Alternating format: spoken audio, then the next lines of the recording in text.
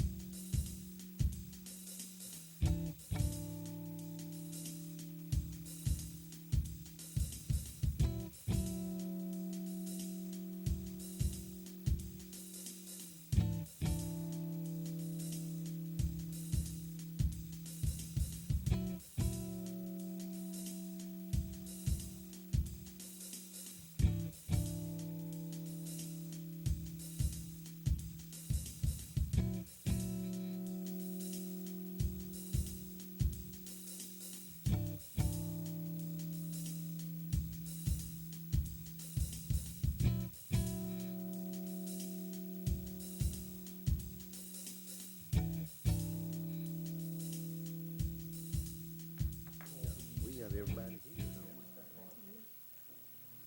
I usually get on.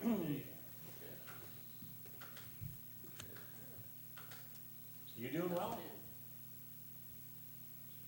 Can't complain about that. Is this a little bit warmer weather we have for a little bit making the bugs trying to move? It's good. The box elder beetles are showing their self.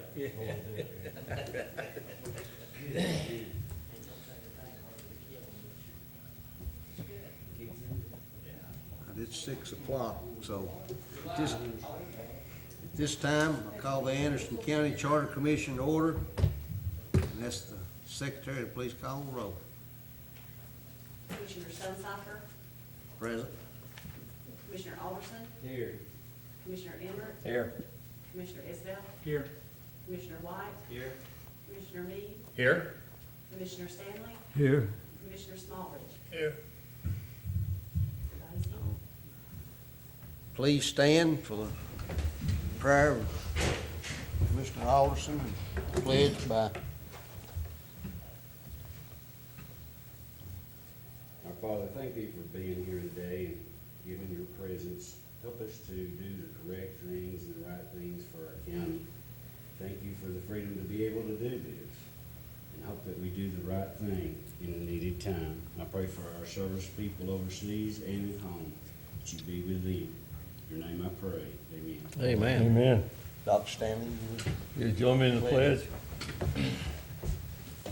I pledge allegiance to the flag of the United States of America and to the republic for which it stands, one nation under God, indivisible, with liberty and justice for all.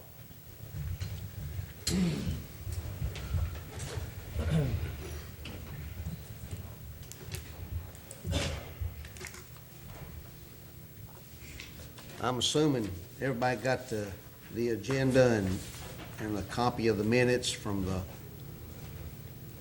January meeting. Yes, sir. Sure. Any corrections or objections to the minutes? Move to approve. Second. Moved and second to approve the minutes from January meeting. All in favor, let it be known by saying aye. Aye. Opposed, like sign. Motion carries. At this time, we set this aside to hear from citizens. If we have anyone that would like to address the Charter Commission, why, the mic's open.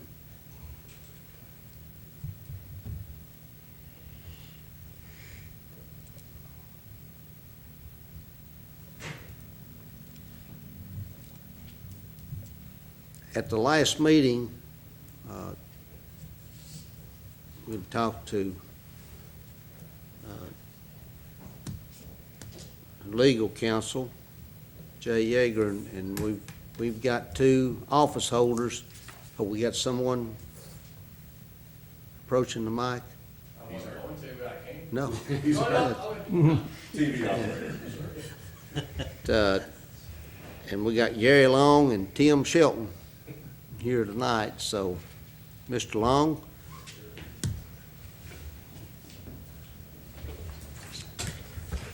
Thank you. I guess we're down here to talk to you about the road department, or is that Yes, the agenda? yes, sir. Or answer your questions? Well, and to tell us if you think there's things that need to be changed. Do you have any private acts that affect, do we have any private acts that affects the road department? Or and what about the operational audit that was done in 2005 and 6, I guess, 2006? If there's anything in there that you thought you need to implement, or? Well, actually, we're under the state statute on the road superintendent uniform road law. Right. You have to qualify to be elected, and you're elected every 4 years. And we feel like that the office is, about being elected, we already have a term limit in place as far as that's concerned. We've got 23 employees, full part-time employees, night watchmen. We're responsible for the maintenance of your roads. That's from paving them, striping them, signs, snow removal, tree removal, that's the whole thing. And the crew's one that does the job. I just oversee it. Our budget is very limited. There's very few places that we get our revenue. Most of our revenue comes from gasoline sales of gasoline and tax on it and diesel fuel. Get about $1.8 million as our budget has been for the last 10 or 12 years. When gas was $4 or $5 a gallon, it's a lot less then. There's a push going on right now with the legislators to change the tax on gasoline and diesel fuel, which could mean additional revenue for the highway department and the cities here in Anderson County or out throughout the state. And it's not, the tax on gas and diesel has not been changed since 1989. Roads cost a lot more to build nowadays than they did then. It's my 18th year, 19th year, and gasoline when I started was 50 cents a gallon, and it was $3 and $4 a gallon to cost us without the tax. Asphalt was $24 a ton when we started, and it's about $75 plus haul bill now. Rock was $2.50, and I say it's about $11.48 or something like that now. Revenue on the rocks, same 15 cents a gallon. 15 cents a ton for the rock that are mined in Anderson County. That's not changed. We've got some, issues. We need some funding. But now the Charter Commission, that's your all's issue. To me, term limit in your elected offices would affect the employees of that department. We've got employees up there that's been there 30 years, some longer than that, and we've had a bunch to retire over the years with age. And you start getting a new boss mandated, do a good, bad, or indifferent on a job. As far as every 8 years, you're going to affect a lot of households. That's just the way we look at it. They're the ones that make a difference in your highway department, is the employees, as it is in every department. If they'll tell you straight up it's not a one person or one individual job, I wouldn't have it. It's just self. It's all the employees. They're the ones that does the job. Out here in the snow and ice, bad weather. But they're dedicated to it. They wouldn't have an inside job. Most of them could get different jobs and would pay more. But they like their job, and they do a great job, and I appreciate what they do for us. And as your audit, as far as I know, there's not any findings or anything like that. We've not had very many findings as our audit. We go through CTASC, and we go to a lot of their trainings and things of that nature, but there's certain ways, certain places that the highway department gets their money. Coal severance, of course, there's not any coal severance going on right now, not any mining. And there's a little bit of special money for petroleum fuel, and that's But our budget's about $2.9 million, and we've got a rainy day fund, as most departments do. The money we receive, we keep. If we don't spend it, we get to put it in our fund balance, and we normally have a pretty good little fund balance for issues like we've got going out here in South Clinton right now, Ridge View out here. We've got a slide out there. It's become unstable. We worked on it a couple of years ago, and it held for a while, and the freezing and thawing released it. We're working on it again at a tune of $228,000. That's money that the highway department we have. Was no state money in it whatsoever. We didn't come to county commission for additional money. Built a bridge in Beach Grove. Finished it up last year, $640-something thousand. That was on the state bridge grant money. And that's part of the road department or road superintendent's job, is to oversee these budgetary items and make sure we have funding for them. And we've been very fortunate, the commissioners, some of you are commissioners, some of you have been.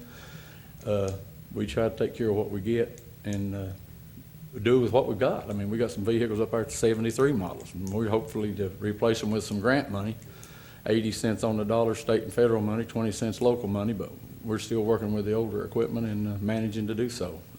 It's just, you know, and I'll be glad to answer any questions, and if you've got any particular questions. Yes, sir. You mentioned you've got some issues. What are a couple of the key issues you're dealing with right now? Well, one of them's a slide over here in South Clinton at Ridgeview, which is like Melton Lake Drive, out there where the Melton Lake is washing the shoulder of the road off, and the embankment's going off in there. We're having a contractor out of Kentucky put in some 39-foot steel in order to secure it so it stabilizes it again. That's one of the most recent ones. And of course, the bridge at Beach Grove, the state comes around every 2 years and they do all of our bridge inspections. That's mandated by law, and every 2 years they do that. And we had a large bridge up there. It goes into Beach Grove, which is a mining community outside of Rocky Top off Highway 116. They came through and they did their inspection the year before. It was not scheduled to have any weight limits on it whatsoever. They come up there then 2 years later and they put a 5-ton weight limit on it, mandated 5 ton. Well, that won't carry hardly an empty school bus. So we had to back up and get it designed, get it contracted, get it let out, and get it replaced. And that was a big issue there. It was $648,000. Like I said, it cost some of that state and federal money. Some of it's money that we have to put into matching portion. We have some money that we can do. Right now, we're trying to get Laurel Road paved. It got cold before the contractor got to it. That was some state money. They gave us some additional state money. The governor had an abundance of money last year, and they gave us an increase on our state funding. So we're going to spend a little over about $1.5 million on paving. One project we got finished was New Henderson Road last year, and then we've got 3 more scheduled for spring when the asphalt season returns. And being from Oak Ridge, we don't do a lot inside the city limits of Oak Ridge. Fact is, now we don't have any. We used to have a road over inside the limits of Oak Ridge, but not anymore. We've got one that goes into the backside of it. We call it G Road. Key Springs Road goes from Highway 61 up to Outer Drive. Is a county-maintained road which comes into the city of Oak Ridge. There's a lot of traffic on it, a lot of local traffic going to work and shopping there in Oak Ridge. That's, I guess, about as close as we can get to touching some of the Oak Ridge residents as far as providing the service, other than when they get out in the country and enjoy our other state and county routes out here in the county. Steve? Would it be fair to say that the funding that you have in the highway department, you're scraping by, but there's a lot of things that could be done, including like replacing equipment and stuff if you had additional funding? Yes, my job would be quite a bit easier, in fact, if we had more funding. Our budget has gone up very little over the last 19 years. It's like it's $2.3 or $2.4 million and when we started, and it's just the funding mechanism for the increase has just not been there. And this gasoline tax would help with some of that. Up until just recently, we didn't get any local money. We started getting a little local option sales tax years ago, and then we're getting a very little, less than one, not even a cent on the property tax. So very little funding comes from the local level. Used to, it wasn't any, but we're proud to get anything we get. I mean, we take, whatever we can get. It just, we just kind of try to take care of what we've got and don't spend what we don't have. We don't owe anything. We were in debt. To me, like it's $750,000 the year I got elected and went in office in '98, and we got that paid off. And as of today, we're still out of debt because the money I felt like, and interest has been low. It's been dirt cheap. If we'd known the asphalt and gasoline was going to inflate things like it did 7 or 8 years ago, we'd been money ahead to borrowed $5 million. but the interest was so cheap at the time. But right now, we owe the electric bill and the gas bill, but as far as owing or having outside debt, we've been very fortunate. We're getting ready, another thing, Mr. Smallridge, we're talking about putting a roof on our building up, our office and our garage and in our storage areas back there. They've been there since the structure was built, and we're trying to get some figures together, and it's gonna be $260,000, we think, but that's money we'll have. We don't anticipate having to borrow any money for that or the paving. If the grants come through, if we have to front all the money for the grants, and the commissioners are aware of this, the first grant's gonna be about $1,100,000. Seems to me like we've got our matching portion. We've been fortunate, we're supposed to get the second grant. It's gonna be about, I don't know, $900,000. But if we have to front that $2 million, we're gonna be strapped. So we may have to do some borrowing until the state can reimburse us their 70 and 80% on the grants, just to be a short-term note. But we normally have a little money that we can get along with, and, you know, because if the bridge washes out, I mean, we've had some disasters over the years.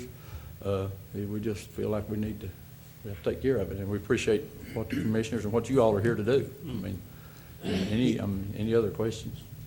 Yeah, under the governor's plan that's before the state legislature right Yeah. now, it includes a bunch of things, a 0.5 cent reduction in the sales tax on food and $5 on a registration of a car and a few other things. It also has the diesel and gas tax, and the numbers that I've seen that have been distributed by the governor's office is that Anderson County would get about a 40% increase in the highway funding. If the program they have in place goes in place. With a 40% increase, you think you'll be able to cover your equipment? I think with a 40% increase, we could lay a lot of asphalt. I mean, and asphalt is our number one priority for 2 or 3 reasons. It takes less maintenance to do it, and then it makes safer roads for our citizens and the school buses. And we would get around a little over $800,000 with what the governor's proposal. So it'd be Yes. safe to say that under the current way that you're organized under the county government, if that was kept basically the same, that you could continue to do the job that's necessary, and it wouldn't, that would probably happen, but that, keeping that in mind, are there any things that you've heard of, say, from Knox County, that has a charter form of government that would be of any advantage to you? Have you talked to anybody from Knox County, guys that say that here are some things that they can do that you can't do, that we need to incorporate in any charter that we might draft? Well, I'm a little bit familiar with some of the Knox County people, and they've not elected a road superintendent over there probably in 30 years. It's appointed by the mayor. That's an option with Charter Commission. And I don't, personally, I tell you, put it in the paper up front, I don't think it's a good option. I think the people and No, I'm not saying that we're gonna change something like that. That was I'm the saying, is question, there though. anything different than what we're doing now that you think would be an advantage? no, So you don't see advantages in any change? no, sir. Not from my department, I do not. Okay, so if the charter government described your job and responsibilities and the responsibilities of your department to basically be identical to the way it's been up to this point, that would be fine with you? I don't see any need to change anything in my Yeah. department as far as the Yeah. leadership and the way we get the leadership. And the accountability, good, bad, or indifferent, it's the road superintendent's job, and that's mandated by state statute. I mean, the uniform road law is what we go under. You have to qualify to be a candidate, and then you have to keep on file downstairs. I mean, used to be a lot of question, what roads were county roads? Anybody, open to the public, go downstairs and look. It's in Jeff Cole's office. 40, 50 years ago, there was no uniform road law. You'd ask the road superintendent, that's whatever he said was county roads. And some people may be familiar with that, just the way it was. But they've taken care of that with the uniform road law, and I don't remember when that went into effect, but that took a lot of the, well, it's just, you know, it's just in stone. And that's the roads we work on. Okay, I thank you, and you might be glad to know that I'm also on the Tennessee County Commission Association Legislative Review Committee, and the Tennessee County Commission Association Board has voted to fully support the governor's plan for providing actually sufficient funding to the highway and road systems. Well, we appreciate it, and we'd like to have any support we can get, because not only are the county and the city roads hurting, your state routes are hurting. They've got a multitude of projects that's no funding for. Well, that plan would fund state roads, county roads, and city roads. Correct, all in one. All in one. But Okay, now, I know that I got a question along the same line, but maybe I'm wrong. y'all know this better, know more about this than I would, but if the legislature, state legislature chooses to take instead of doing the fuel tax, and they go with a surplus,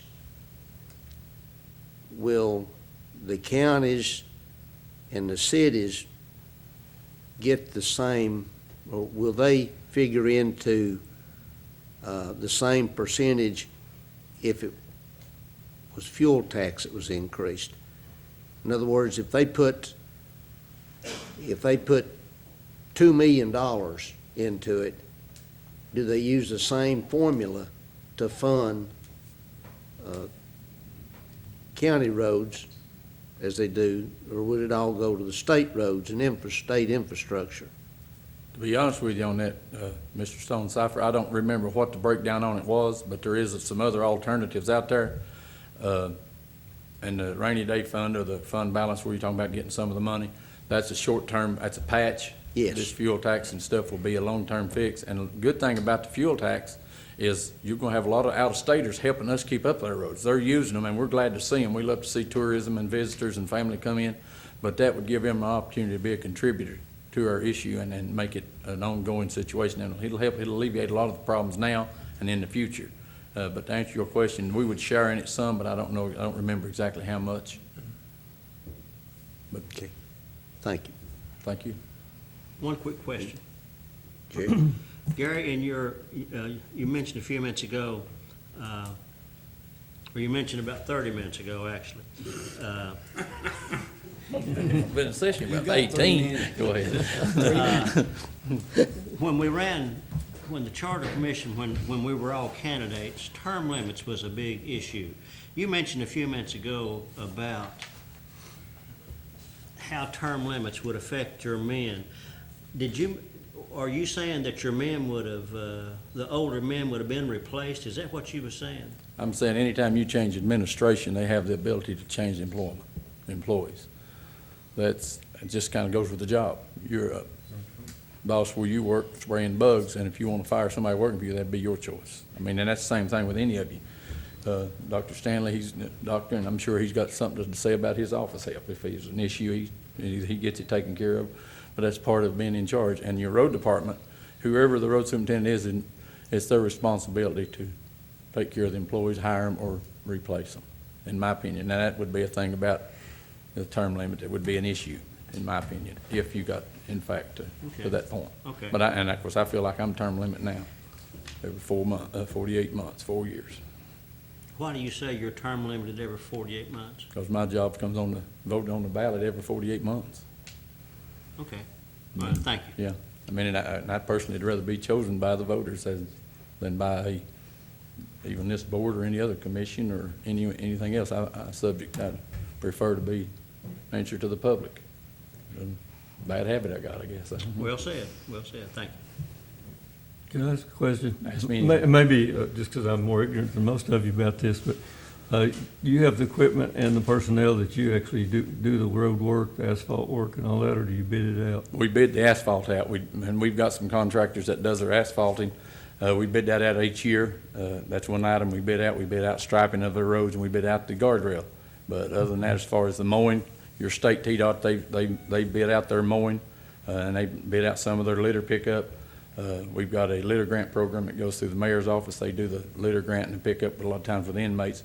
But that's about the biggest three things as far as vendors that I can tell you that we bid out. Otherwise, we do all the guardrail installation, signs, and mowing of the right-of-way and the ditching and repairing and getting the roads ready to pave them and stripe them and things of that nature. Snow removal, ice, trees. We've even had issues with walnuts falling out in the road, but that kind of goes with the country living. But we have. Go ahead, yes. Can I ask one more question? Go ahead. Do you interact with the sheriff at all, and any time, any of the people that are present, they ever help do some road work for you or anything? That has possibly, been an opportunity, but we have preferred not to, and we've helped them on projects before, and they've come out and helped us when they have their own supervisors. But in order to go up and just get a crew of men, you need to have someone trained and keep them up to date on the standards and just to be a supervisor. But if I've got to take one of my working men that knows what he's doing and project him to watch some others that don't really know what's going on. Sometimes it's not real productive. We found that. Thank you. Any other questions for Mr. Long? Well, thank you, and thank you for what you do. I Thanks. appreciate you sure Thanks. coming and talking with us. Glad to. Tim Shelton, Register of Deeds. Well, I'm sort of like Gary. I sort of looked from afar during the election of the Charter Commission and listened closely to how it was going through the campaign. And one of the things that I was glad to hear was that y'all were still not going after fee offices per se as far as changing the structure. There's a good reason why none of the three that are either under charter form of government or under metro government, that they've not done away with those positions or combined those positions. Biggest of which is there's a lot of responsibility in each one of those individual offices that's sort of been set by state statute. And even if you were to go and combine or to change or to alter, your Anderson County would still be responsible for those same responsibilities, and ultimately changing it might make it very inefficient. So I was glad to hear that that wasn't on the table.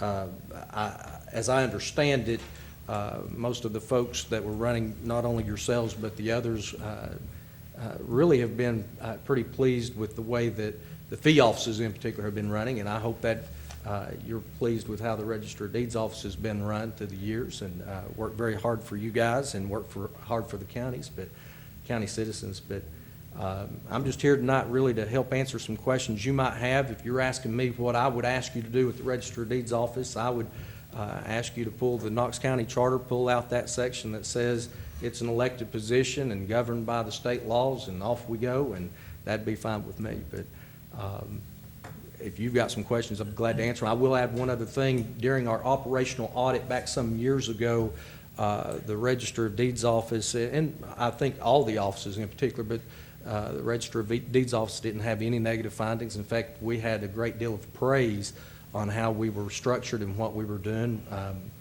Anderson County for many years has been a leader in the state, and we help actually orchestrate some of the things that go on in the state as far as function.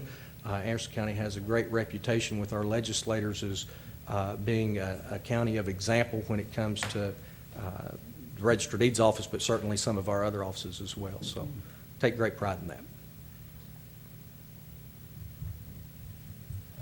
Okay, any questions for Mr. Shelton? Tim, for my benefit, can you kind of give us a broad overview of your office and what it entails and what's the major Sure. issues you might have from We're- time to time? We're an office of public notice. We handle documents dealing with property, deed transfers, mortgages, subdivision plats. We handle liens, we handle judgments that may come from courts dealing with property. We deal with things that mainly pertain to property. A couple of exceptions to that, and both of them are very extremely important to me. One is military discharges, and the reason why you may not know or sense a lot about that in the public eye, we have made those records confidential now. There are certain things that you have to present to us before you can even view those records. That's as a matter of protection for our veterans. Those discharge papers have a lot of information on it where people could steal identity, so we sort of have those set aside and did that through state statute. And then the other is charters, dealing with businesses that form, and those charters are filed here in Anderson County, or in the Register of Deeds office as well. We bring in revenue for the county. We're a fee statute office, meaning that we collect fees that are user fees per se, based on the people that utilize that office. But we're mainly there that if you went to buy a piece of property from Mr. Stonecipher and you came to my office, I'm the place that verifies, yes, Mr. Stonecipher has the most recent deed to that piece of property. And so it's a protection for our folks that purchase property, that mortgage property, and we're the gatekeepers to that, I guess.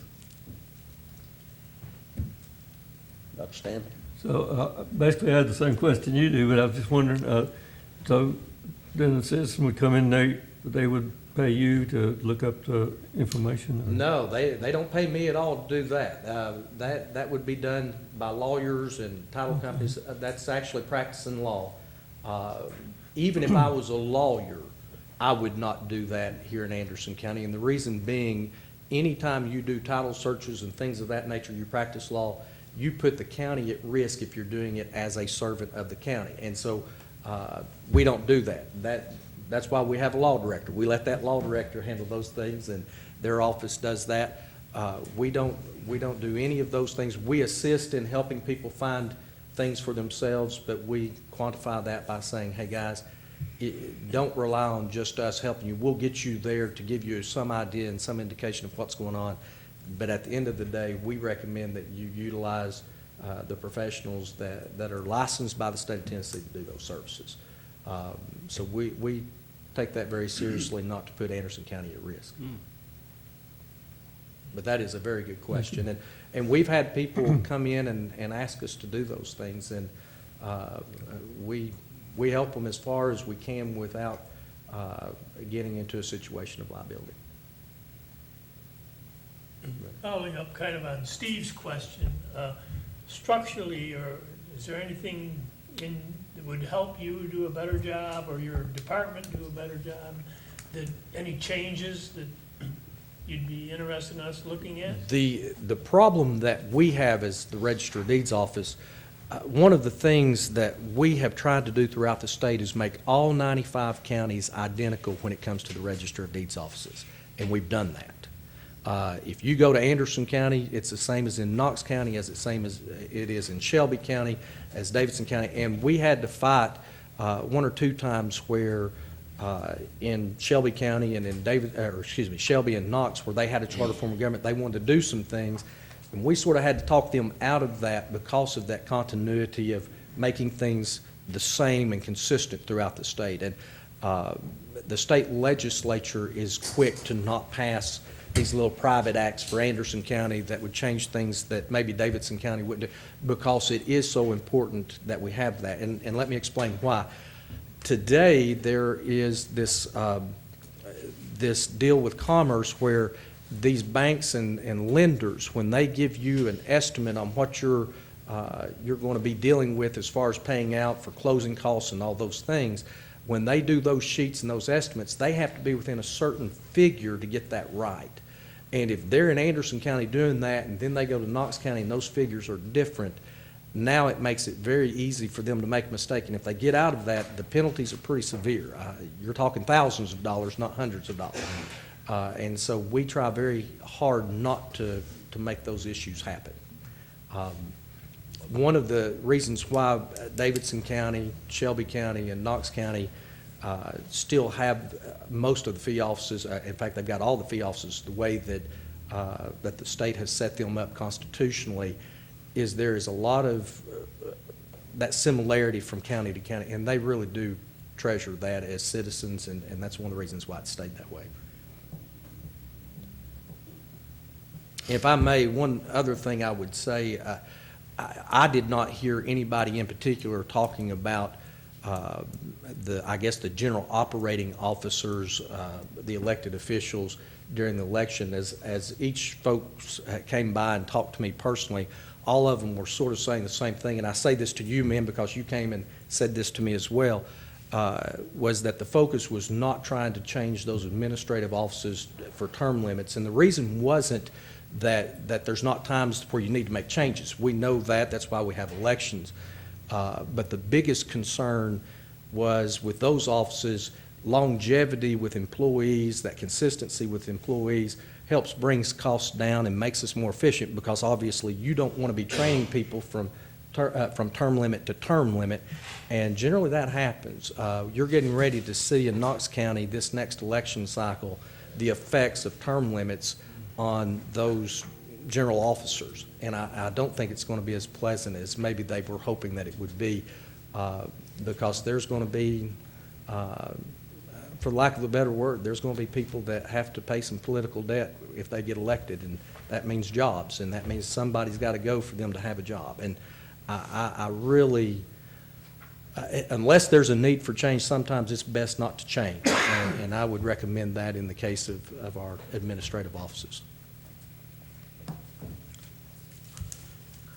I got one question for you. Okay. What about training of the employees in your office? About how much or how long do you think it takes to appropriately train a new employee? I have a lady that is there, she is probably on her 42nd, 43rd year, and she learned something new the other day.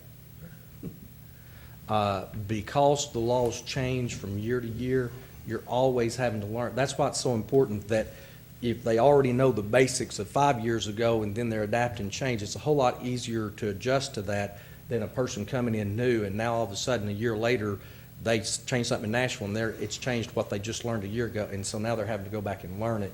Multiply that by 1 or 2 or 3 other additional employees and it can become very complicated. My answer to your question would be that on average, you're looking about 6 to 8 years for somebody to really be nailed down with confidence, not having to turn around and ask questions of the other senior employees of, what do we do?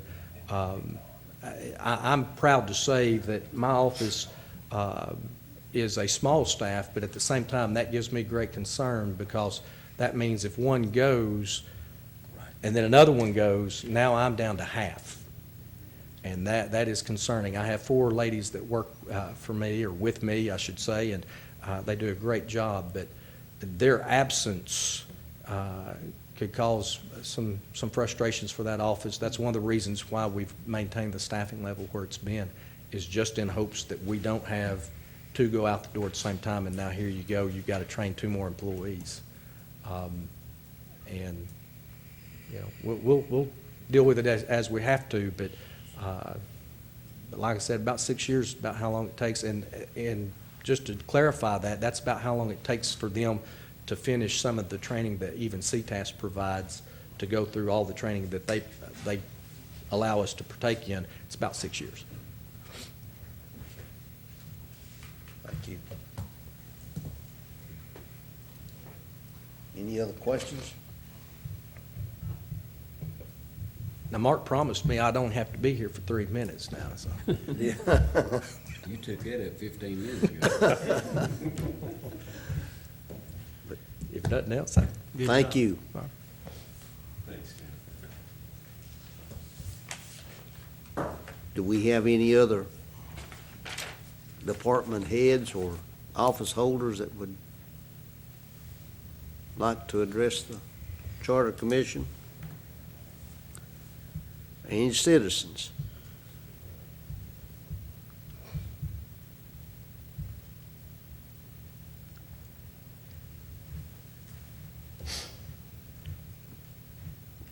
Unfinished business. Oh, Just a couple of things I thought that we should just kind of, or I guess this would be, this is still, we're working on this business, so I guess it's unfinished, or it could be done as new business. I guess we had to talk about specifically. We all know that under the state statute for charter commissions, there's initially a 9-month period where the commission does their work and has to show some progress basically, and that's the initial goal to get something done. But then the statute goes on very thoroughly to say that if more time is necessary, it simply takes a vote of the county commission affected to extend that period. And so I think what the question we haven't really asked ourselves yet is what really is the deadline for submitting a charter to get it on the ballot in 2018? I don't know that I've kind of looked through everything I can find on it. I don't find anything that says, hey, you do this, and by golly, you guys vote on what you think it is, and then it gets submitted to so-and-so, and then it's reviewed by so-and-so, and then it has to be, submitted to the election commission by this date. I don't think we've ever come up with a timeline. With a timeline that we have to meet. I personally think it's going to be very difficult in that we're trying to do a charter government in the state of Tennessee, no county of which has ever done it successfully. Everyone that's been, in Shelby and in Knox County that have done it before us, they've all been screwed up, but I think they're still in the courts to try to get their charters actually found legal by the courts. For instance, they did not address any offices in county government except for the law director, the county commissioner, and the mayor. And then, because they thought the other ones were covered by state law, and in fact, they had to address them at least in a simple fashion. I think I have a copy of what you were referring to here. It's the one that Knox County did. Yes. Yeah. It's one paragraph, and it's, in Knox County, when they did their, they have a public notice that they put out that proposes these amendments to their charter. And it covers the sheriff, the register of deeds, the county clerk, the trustee, and the elections, and some things about elections and filling vacancies, and how that's handled within the county under the charter of government. But I think we have most of the things that we need, but we don't actually have a timeline. The other question I had is, who actually drafts the charter? I mean, are you gonna draft that, or does the law director kind of draft it, or, I mean, how do we, I mean, Ms. Jager, can you address, I mean, is this something you expected us to say, okay, this is our guidelines, and this is kind of what we want, and you prepare a draft? Is that what we do? That's the We- way I had it. we do it. We'll go Okay. through this phase of where we gather facts, we'll hear from all the departments Yeah. and elected officers and see what needs to be changed, if anything. And then we'll go forward, I'll put together a draft with your recommendations, and we'll toss that draft back and forth many times until you get something that hopefully a majority agree on, or hopefully everybody agrees on. And we'll go with that, but it's, I guess I'll be the one putting the pen to paper, but I'm gonna rely on you guys heavily. It's your chart. And I certainly want everyone to have input in this, but at this point, we're just gathering facts, and we're going through and we're seeing what needs to be changed. And I believe that's the way to look at it very thoroughly. Don't rush the process, and do a very good job for our citizens.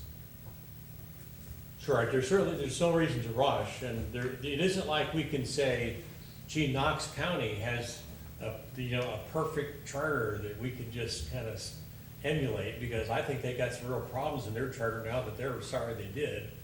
I think these descriptions of the property assessor, sheriff, that they just recently done, we can probably follow something like that pretty closely, just like was requested by just this evening.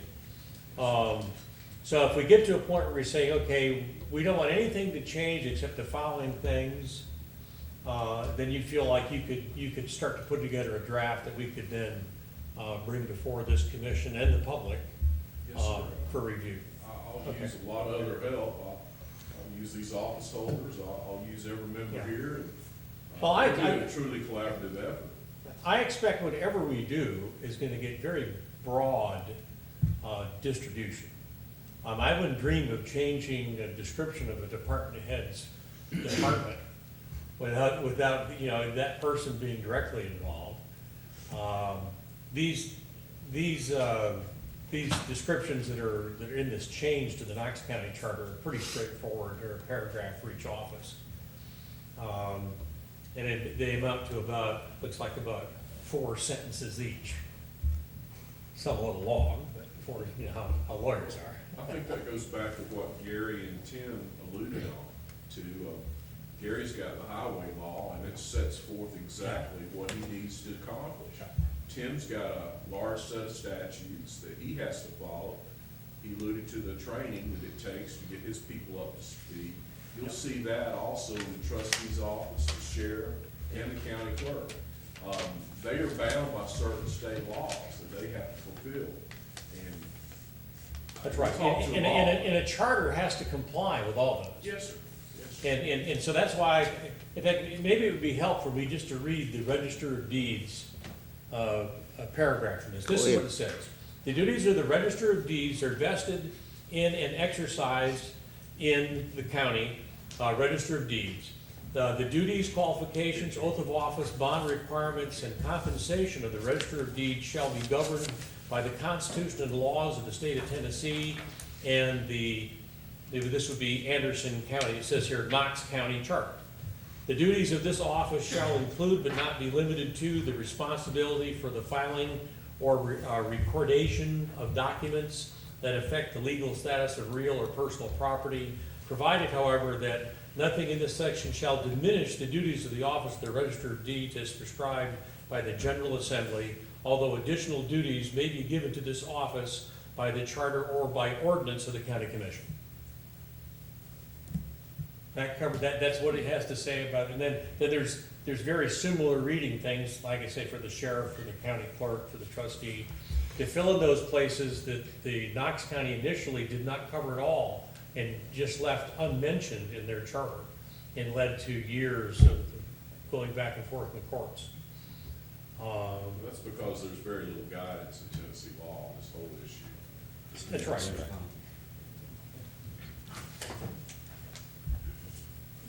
Oh, here we go. There's what, did you bring this into? I did. Yeah. Feel free to handle that. Take one and give me the rest of it. Yeah, I had a copy in my notes of that whole section. I have the sections, and I can provide this to you guys if you want me to send it to you. It has the section for the property assessor, the sheriff, the register of deeds, the county clerk, and the trustee. Might be helpful. And I can forward it on to you. You got it? Mr. Yeager had forwarded this We to me do. earlier.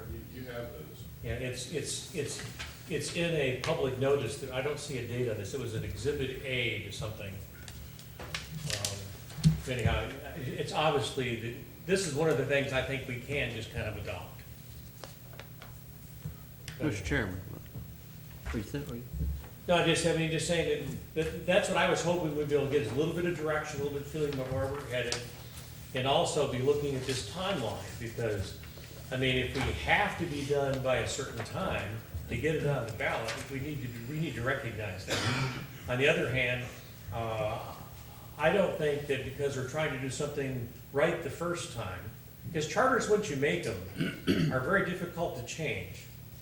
You have to have another charter commission, and that charter commission has to draft the amendments, and then you have to wait to the next general election for the public to vote on those changes. So it's really important that our charter be written in such a way that it gives the county significant flexibility. One of the things I asked in Nashville was, well, can we just put in the charter that we're adopting the county financial management system of 1981? Okay, because I think we've recently done that, and I think generally across the county, with very few exceptions, people think that was a really fine idea. It really made the county government run better. Okay, but I was very surprised here. Oh no, you don't want to do that. What you want to do is give the county commission the authority to adopt the financial management system that they desire, just like we were able to do now.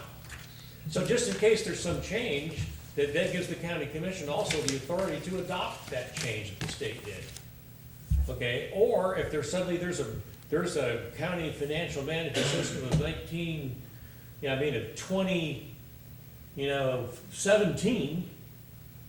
that we would still have the authority without changing the charter to adopt that, if we wanted, if we thought it was the right thing to do.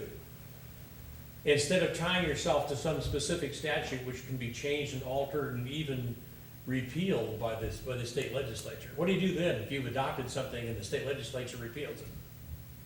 Well, they're probably going to replace it with something, and we would have the authority under a properly written charter to make those kind of changes.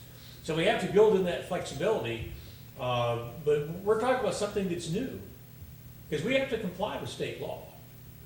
In any case, we have to, and when it comes to the duties of any of these offices, we have an absolute duty to make sure that all those duties and responsibilities are covered under our charter in some way. Exactly. That's right. Okay? But that's a given. Do we not- That's not Now, a you understand, a charter commission can change things around. Knox County did that a little bit. Okay, they can make things that were elected. The not charter elected, commission things could add elected. to it. They could add to these offices, but we couldn't take nothing away. The last No, thing, you can actually replace any of these offices, but you're responsible. to although ensure that additional all- duties Yeah, may be given yeah. to these offices. We can't take anything away, but we may give additional duties. That's what it says here. Well, that's true. All of them have to be And that's performed. something they want to add into their charter. It's not there yet.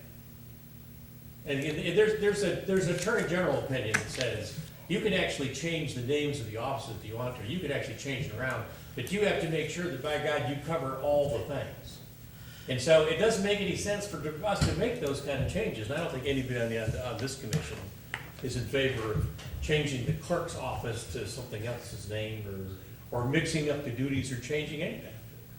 Is there anybody that really wants to completely rearrange like some of the stuff they did in Knox County?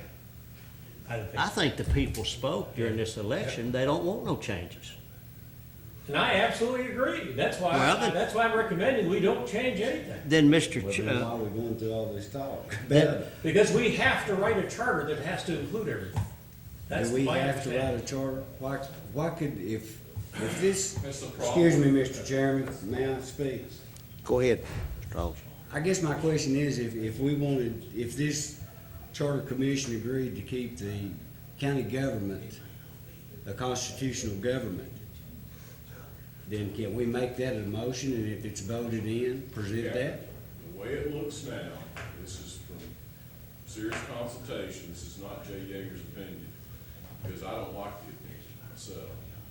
But Would you come to the mic, please? what we can get, Well, let me ask you this to add that. I understand where you're going, but could we not take, just like this right here, the sections of the offices? Yes, and you any can. department head and put it in? Yes, you can. As the statute, and that is our charter of government, which would not change nothing compared to what you have now. That's right. We can accomplish what Jerry said was the goal, and I believe he's correct from what I can gather. We can accomplish that.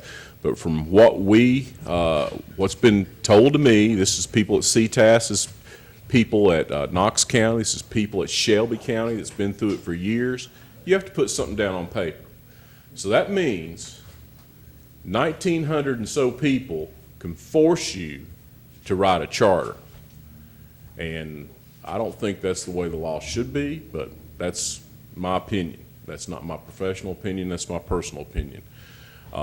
I think you fall through with a charter commission, they're elected from the public, you got a charter commission, I think you should be able to determine that. But the law is very silent on it. If you look through all those statutes I gave you, it seems to direct to you that you must write a charter and put it before the people.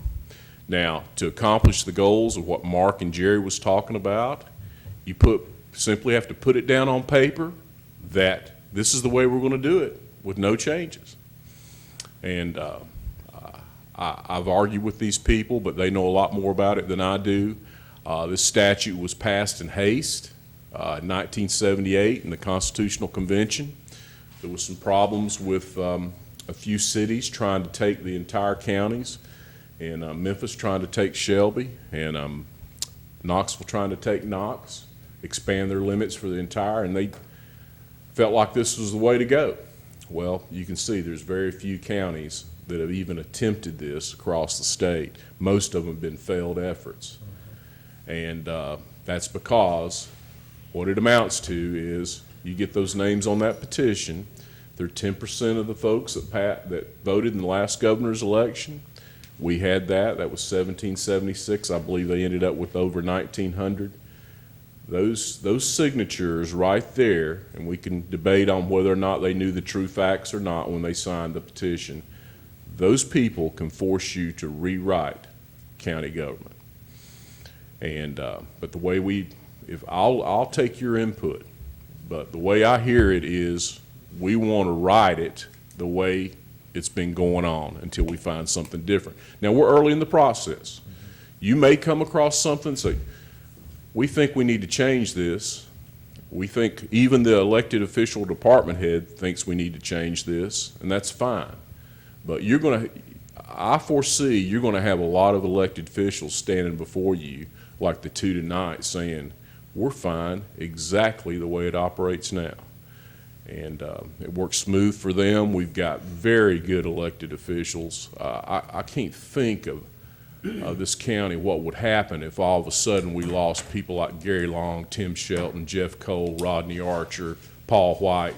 Now, Paul's going to retire, but when you lose all these people at one time, And the problems with personnel, and Gary and Tim both alluded to it, a new person's gonna come in here and they're gonna change some folks.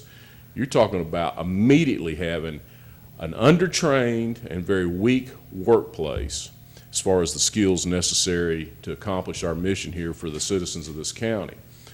But that's the law we've got to deal with. We've asked for some changes or some clarification from Nashville, but from what I can tell, that's what's going to come back our way. We're going to have to put something down on paper and put it to a vote. And we've all talked about this before. We owe it to our citizens to do a very thorough and good job at this, and I think that's what we're doing. Mark? Mr. Chairman, I'd like to make a motion that our county attorney start a draft and take the examples as stated in TCA codes as such on each office or head department to give us a starting point and have that as a full draft when we meet again, or prior to we meet, if possible. I know that'd take a lot of time, but basically copying the statutes for each office and present that as a draft. Commissioner Alderson, it's totally up to you, but I think you understand the workload at our office. Can I do it as we address each department and each elected official?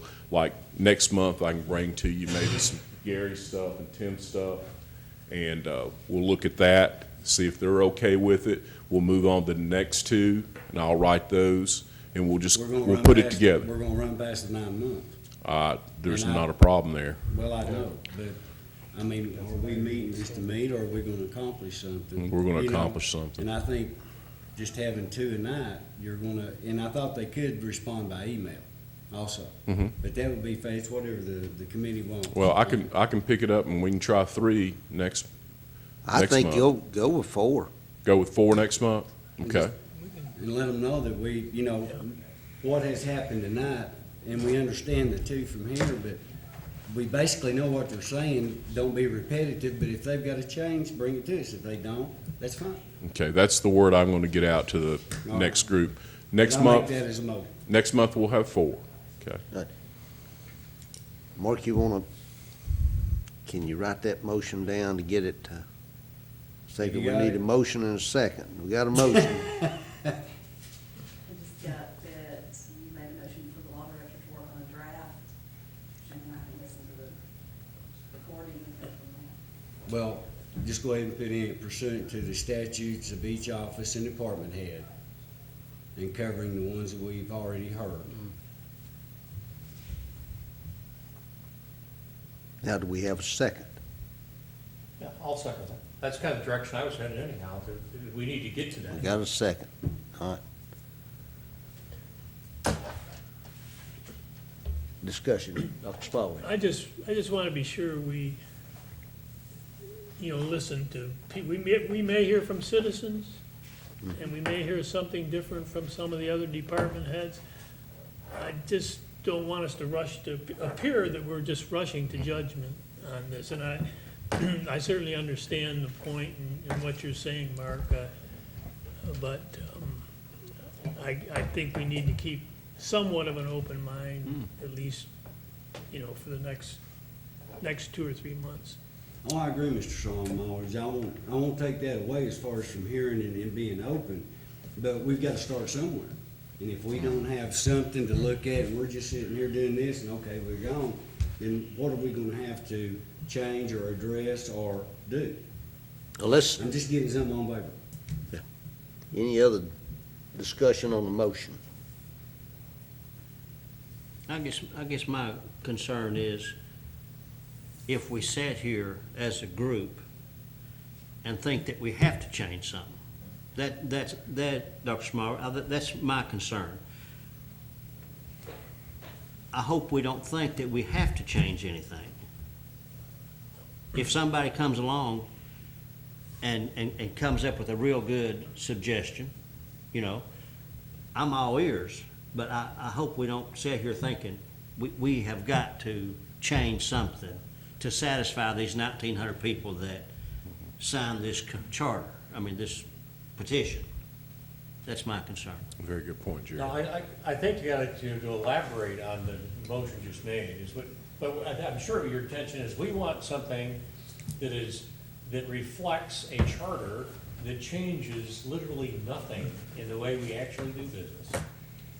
And then when it comes to those little things that we may change, because for instance, there's an authority to do ordinances under a charter government that you don't have under a constitutional form of government that has some advantages.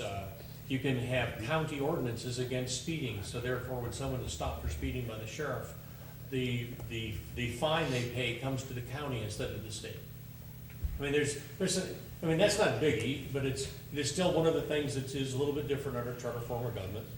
The only things that I heard during my campaign, that people talked about changing, was there was some discussion about the fact that we should address staggering the election of county commissioners, so they're not all 16 elected or not elected on the same day. Having an 8 and 8, every 2 years have happened. And that's something that could be discussed, okay? Another thing that had come up as I went around talking to thousands of people is considering making, like right now, the county commissioners and school boards and stuff are all nonpartisan in the county, okay, the elections. Why not have all of the elections at a county level be nonpartisan? I've got pretty strong people saying that they think there's some traction for that. There may or may not be. I think that needs to be discussed. And so the ordinance things, the nonpartisan elections, the staggering elections, to me, those would be the biggies if those were changed, and nothing else, really. I don't think there's anything else to change. But we have to write the charter in such a way that it allows us to keep things like it is, and allows us the flexibility to change over time, just like we can now under the current system. Because right now, if we decide to go to the 1993 Financial Management Act, the county commission could have a couple of meetings, take it to operations, we could discuss it for 5, 6, 7 months like we did the 81 Act, and we could make decisions, do that if we want to. I think we need to have that same flexibility under the charter, not tie us to any specific thing. When you're talking about changing over to a charter form of government, that scares me. I like it just like it is. Well, that'll be decided in the 2018 election. The people will either vote for what we're doing, or we'll keep it just like it is. I think the people spoke during this, I'm sorry. Sorry. Okay, if I had it my way, we would say, look, we've all decided we're not changing anything, we're not doing a charter, we would adjourn. That's what I would prefer we could do. But when I talk to you, everybody know Charlie Curtis? Tennessee County Commission Association guy? Charlie Curtis? Let me tell you what Charlie Curtis told me.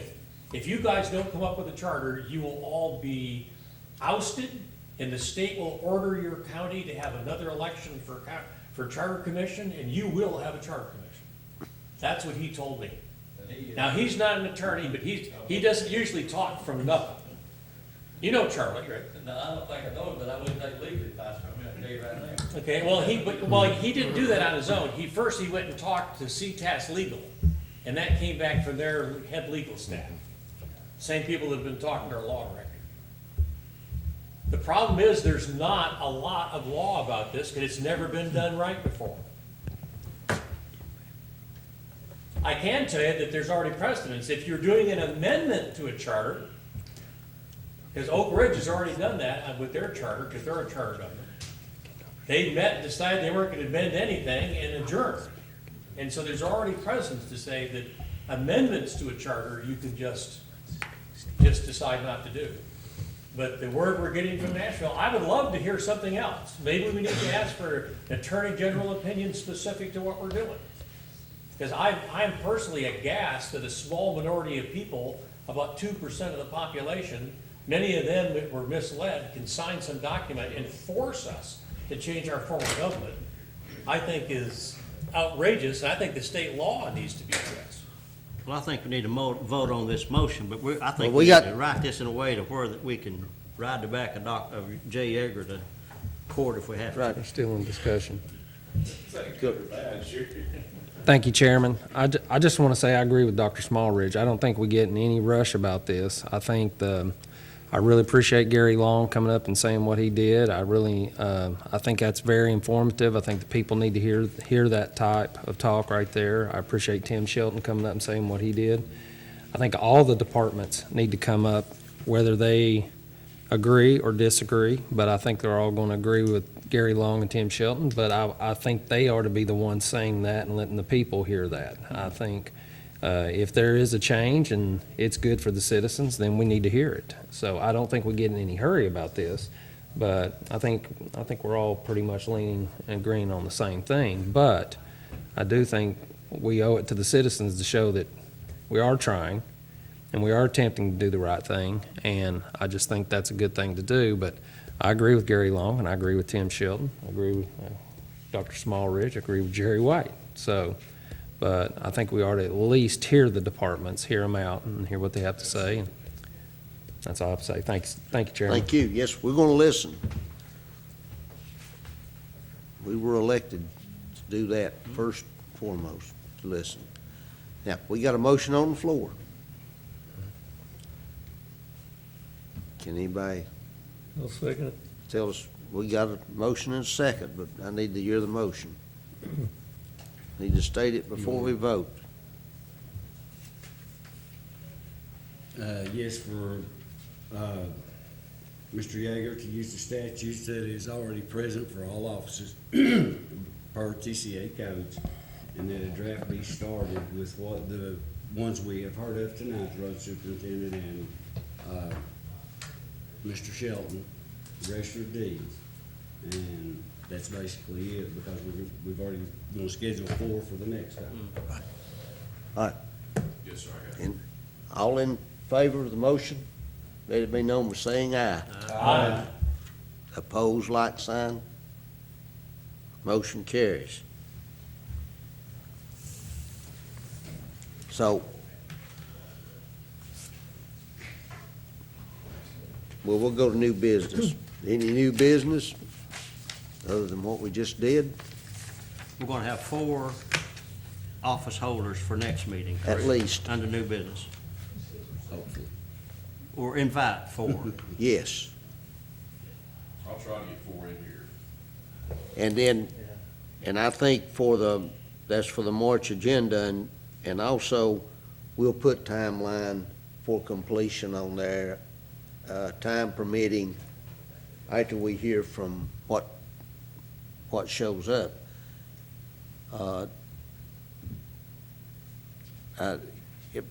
We do need a timeline, but keep in mind that you never know. Could be early, may have to have an extension. But the timeline is 9 months, isn't that correct? Well, that's true. Yeah. And I hope that we'll invite the mayor. Yes, absolutely. Everybody. Yeah. Everybody's invited. It's important to recognize that the timeline is easily extended when it comes to just having some more months. Yeah. That Yes. just takes a simple majority vote in the county commission. County Commission. We just have to request that. But there's also a real deadline, because there's a real timeline that time goes by so fast, and I'm not sure after we get to the point, okay, now maybe, I haven't found anybody to tell me.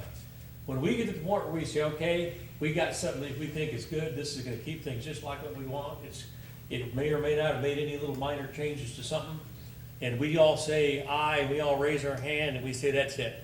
Well, does it just sit now and we give it to the election commission, it goes on the ballot? Does it go to the state for some kind of review? I don't really understand how that works. So I think we need to figure out what that is, so we know that when the 9 months is up, if we go for 2 more months, that's really not a problem. Or if it's another 6 months, it's really not a problem.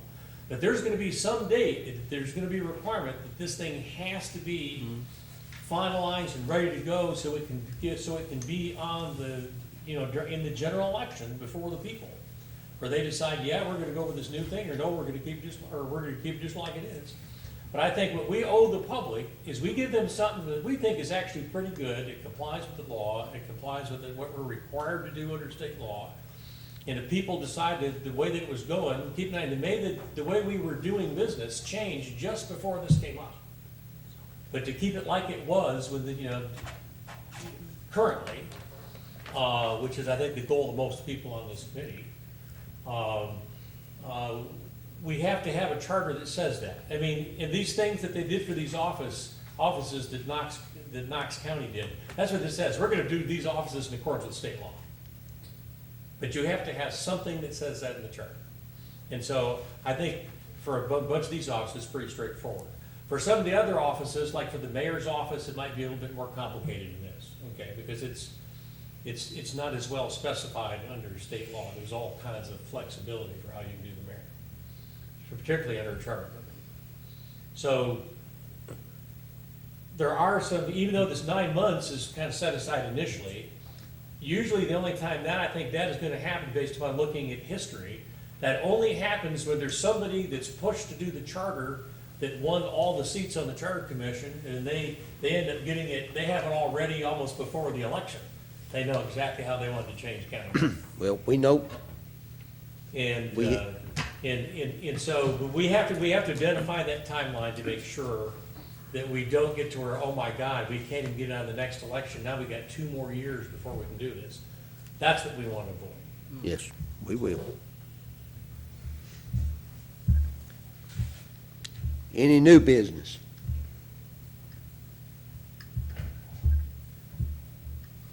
As the parliamentarian, I just have something I want to note. Under Robert's Rules of Order, a quorum, if not specified in our charter, is a majority of the membership, which in this case would be 5. Okay, so you could have 5 people and have a quorum Yes. under Robert's Rules. So I just want to make sure everybody understood that. It would only take 5 people. But a question come up to, is it a simple majority of the quorum present, or is it a majority of the full thing that passes stuff? In county commission, we use a majority of the full commission. And then there's some laws of what you do if somebody has a conflict of interest. But if we have any close votes, we may have to come back and address that. My understanding is we have 8 people and it takes 5 to pass something. That's a majority of the total charter commission. Okay, and I agree that's the way it should be. We might, in that Robert's Rules doesn't specifically address that, and so far we've just addressed, in fact, we've already made some exceptions to Robert's Rules that we have absolute freedom to do as a committee. That we adopted Robert's Rules. So under Robert's Rules, it doesn't really address that. I was just going through that since the last meeting. So should we make a motion that anything passing this commission will be by a minimum of 5 votes? Yes, it's think we should- I think you clear that issue. A quorum for a meeting is 5 Quorum for a people? meeting is 5, to pass any measure, you need a majority of the membership, the total membership. That would be 5. Isn't that what VL just said? Robert's Rule states. But Robert's Rules doesn't state that. No. Well, I mean, but that's a given. I think, I don't know if it's just county commission rules or if it's state statute that puts that in. Is it in the state statute? Actually, Knox County has changed that. It's not really, it's state law and county commissions. But if you wanted to apply to this, just a simple motion would take care of that. I would make a motion that we establish that a quorum is 5 and a minimum vote on any action by this committee be a minimum of 5 votes. Got a motion. Do I hear a second? Second. Motion is second. Any discussion? All in favor, let it be known by saying aye. Aye. Opposed, like sign. Motion carries, so we'll add that to our rules.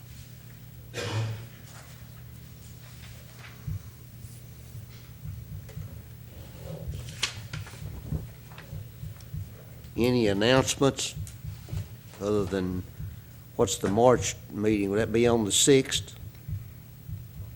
I don't have it, but I'm pretty sure it is the 6th.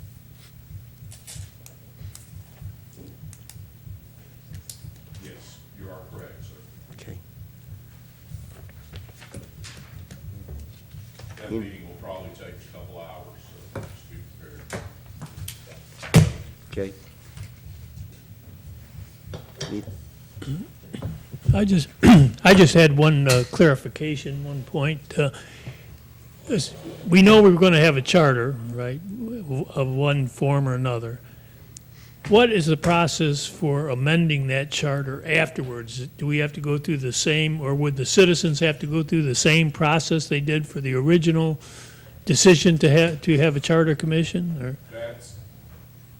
There appears to be a provision that we can write in to keep this charter commission intact. That is something that's been brought to my attention, that appears to be something that's available in the law, that we can keep this charter commission intact, and have county commission, as one drops out, county commission would replace. You may wanna think about that. I think that may work out a little bit better in the future, but I have talked with a couple of people that believe there is some breathing room in that respect, instead of trying to create a whole new charter commission. Because what happens is, you put these things together and you left out one or two things. Does that mean you have to go out here and re-elect a new charter commission? It shouldn't be that way. And I'm gonna do peer review with as many people as I possibly can.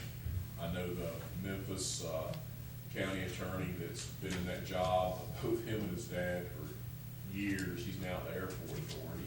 I know Knox County, I know CTAS legal staff very well. We're gonna let everyone that I can possibly get come to the table and review what we get down on paper. We're gonna try to get it right the first time, and whatever that may be. We know it's a dynamic, it's a fluid document, it's a living, breathing document. It's gonna be subject to change. And this is not something you can put together. This is a complete, I don't want to use the word overhaul, but it's an overview of county government. It will take some time. There's a lot of cogs in the wheel in county government. It's very complex in some areas, but you'll see that as we move through these office holders and department heads. That brings, I'd like to ask a question then, before we adjourn. You know, to get a private act passed, usually it doesn't have to happen this way, but it should be that you get 2/3 majority from county commission, and you get the approval of the legislature.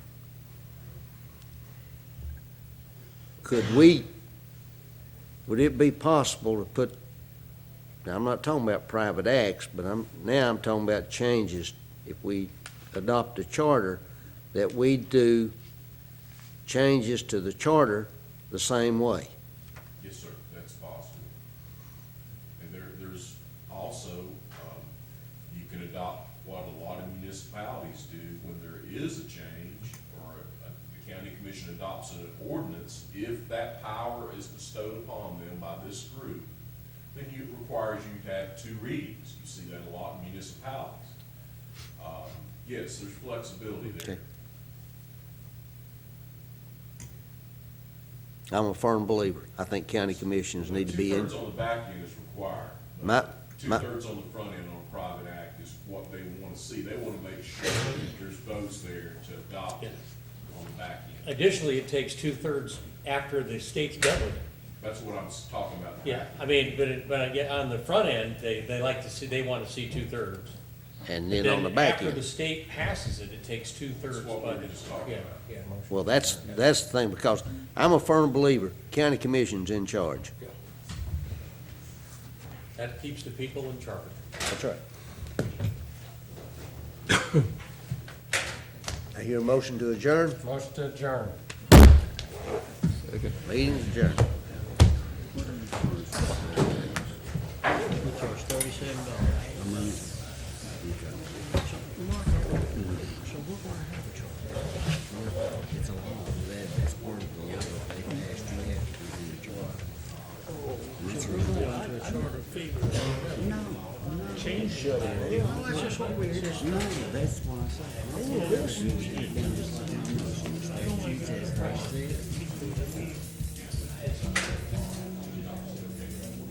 you're scheduled.